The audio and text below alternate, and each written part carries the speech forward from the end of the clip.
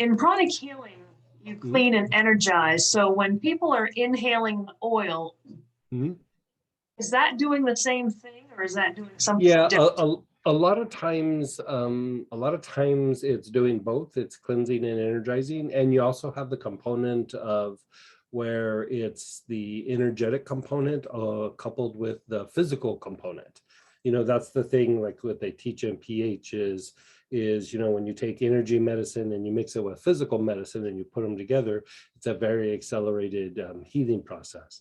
And so a lot of times the same is true with the oils. A lot of times you're doing something where there's cleansing and energizing sometimes in the single oil. And sometimes, like when we go through and we do protocols and there's like several oils to use in order, sometimes I'm going through and we're doing like calming agitation and then doing purification and then raising the vibration. I don't always say it like that in the notes, but a lot of times that is what's happening. And you know, I am going to be talking about that a little bit more, like the different components. It's just, it starts to get kind of technical, and I don't want to make it seem like people have to study to be able to do this. I want to make it kind of as easy to use as possible, even though we might be talking about a lot of different things and it is a little bit complicated. Try not to make it more complicated. And the thing with oils, it's a little bit different than just like running energy with your hand. You know, when you take an essential oil, and this is genuine oils, these aren't, this wouldn't work with like incenses, this wouldn't work with like fragrances, and this would not work with oils that have been manipulated, that are like partially genuine and, you know, partially have like some sort of synthetic thing in them. And so when you have a genuine oil and you expose it to the air, you're basically dealing with what they refer to as the evaporation rate.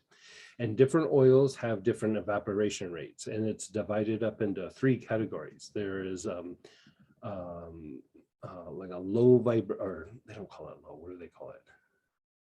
I think they call it fast, medium, and slow is what they do. And so fast evaporation rates are usually like the flowers. Like, you know, if you open up rose, you open up jasmine, you open up neroli, you know, something like that. You open up the bottle and boom, it hits you in the nose almost immediately. But then, you know, maybe a minute later, you don't really smell the rose like you did before, right? So it's kind of in your face, but it doesn't linger for very long. Then you have the medium notes, which are a lot of the oils. You know, things like lavender's a medium note, sandalwood's a medium note, basil's a medium note, marjorum's a medium note.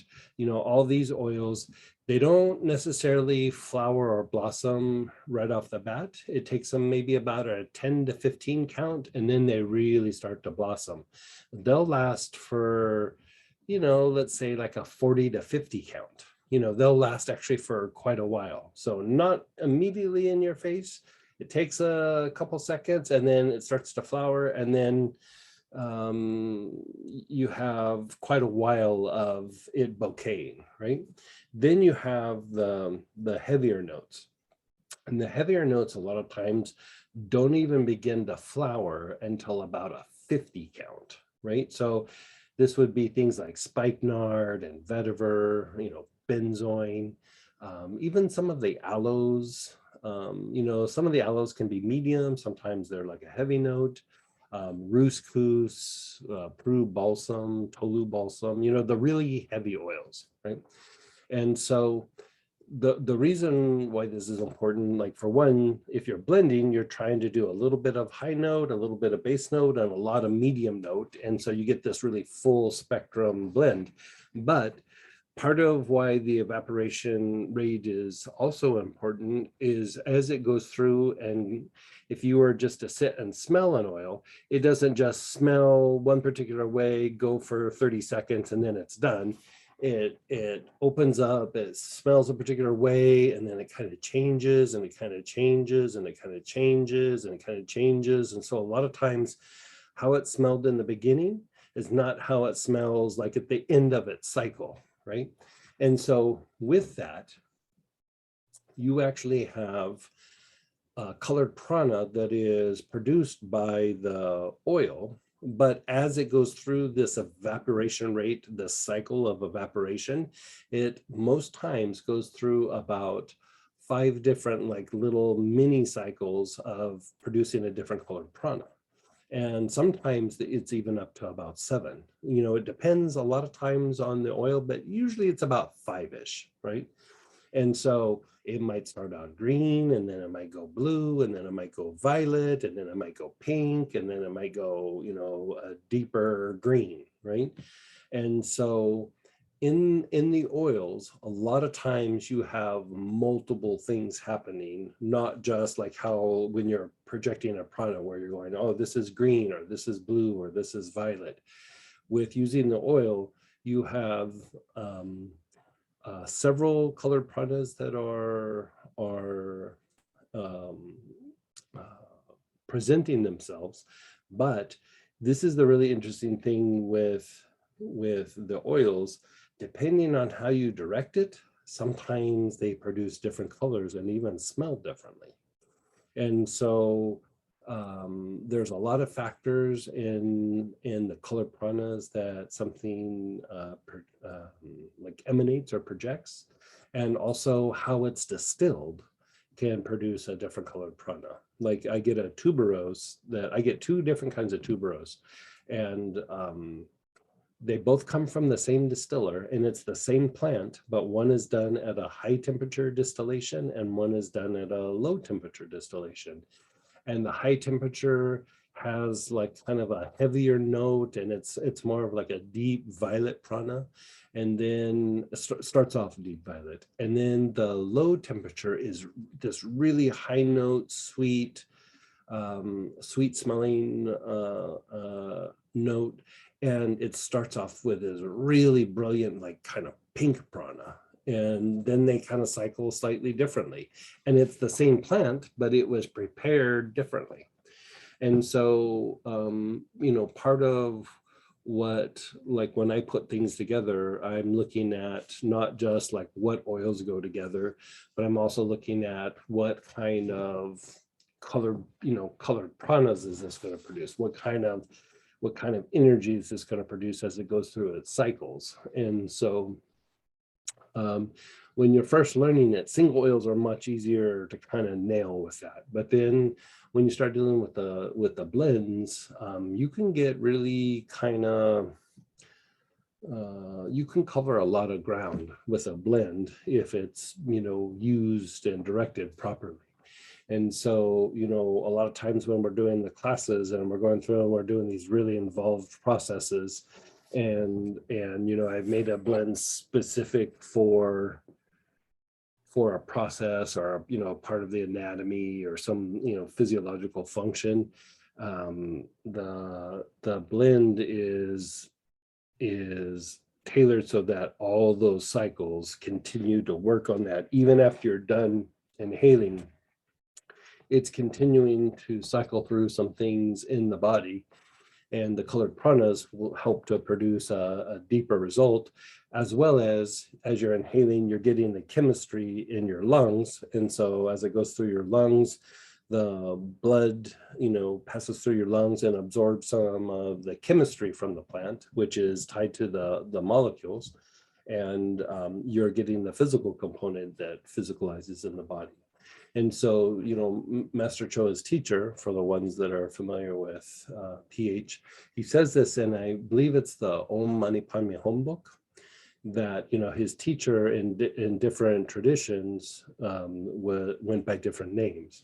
In Buddhism, Buddha Mi Ling, which is Master Choa's teacher, was known as Buddha Padmasambhava, which is the being that brought Buddhism to Tibet. Then in the Hindu tradition, this same being was Lord Rama, right?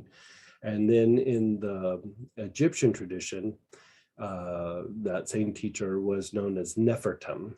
And Nefertem, not Nefertemi, but Nefertem. And Nefertem actually started Greater Mystery School, the inner mystery school, and he was or is, however you want to say it, the deity of healing and aromatherapy. Like, I mean, Master actually has that in his book. And so tied to a lot of energy practices, a lot of healing practices through the centuries, they've used plants as part of the healing process because, you know, you have the energy component, you have the physical component, and even if it wasn't essential oils, it was the use of herbs. And a lot of times it was the burning of herbs or incenses. They used to call them holy smokes or holy smudges. And part of it is that you take all the things that we just talked about, and then you begin inhaling something, and the sense of smell is one of the quickest ways to shift the brain, the nervous system, and even the thought processes. You know, it's a very quick way to shift behavior very quickly because it's tied to the olfactory system. And as you go through and inhale, you know, we're kind of wired to adjust and adapt to our environment. And so when you go through and you inhale something, it kind of puts you in a different state. So for healing or spiritual practices, it puts you in this place or this state where healing can happen, or deeper spiritual experiences can happen, deeper levels of stillness, you know, whatever it might be. And so you have a lot of layers that happen with oils. And so, you know, all through the years, I always used oils, but I was doing other things, but I always kind of kept my hand in using the oils with everything that we did, because it was a way to also send people home with something that they could do on their own in between sessions and things like that. And as time went by, I just kept going harder and stronger with the oils because I mean, it's such an easy way to produce a result. And so it started becoming the primary way that I would do healing. And I would still do other modalities, but like the oils were the primary thing that I did. And so, you know, there's cleansing, there's energizing, there's fortifying, there's also helping the body shift or change or go into allostasis. There's dealing with agitation in the body. You know, there's a lot of different aspects or components. One that I always really try to work on in a lot of the blends or the approaches is regeneration, because regeneration is, on one level, it is helping to reboot something to go back to a more proper form of like action or activity. And so a lot of times in the nervous system, it's re-educating the nervous system. If we're talking about regeneration that's tied to circulation, you're just trying to increase blood to a particular area. But when you start talking from the point of view of the nervous system, you're trying to reboot the nervous system so that it goes back to a more appropriate form of like firing. Because, you know, when we have dysfunction, the body starts firing in a different way to adapt. But after a period of time, it doesn't go back to the way it should be. It just goes like, this is the new way of functioning, even though it's wrong. This is what we're doing now. And so you actually have to re-educate the nervous system to get like back on track. And so a lot of times the blends are tied into regenerating certain processes. And then there's also regeneration of the emotional body and the mental body, where again, you're trying to take something, a good example right there is helichrysum for trauma, right? Helichrysum for trauma, it helps to release the trauma, but at some point it helps the heart move past the trauma, like to move past and not be stuck in the moment where the trauma happened, or to just be caught in the story and all that and move on and keep embracing something new. And so it's dealing with trauma, it's dealing with a little bit of fear, it's dealing with a little bit of stress. And so you could say in a way that is regenerating the emotional body or regenerating the heart to help it to do what it does. But when it was traumatized, it stopped doing it, like it shut down for a little bit. So it has to be regenerated to be able to function like it used to, you know.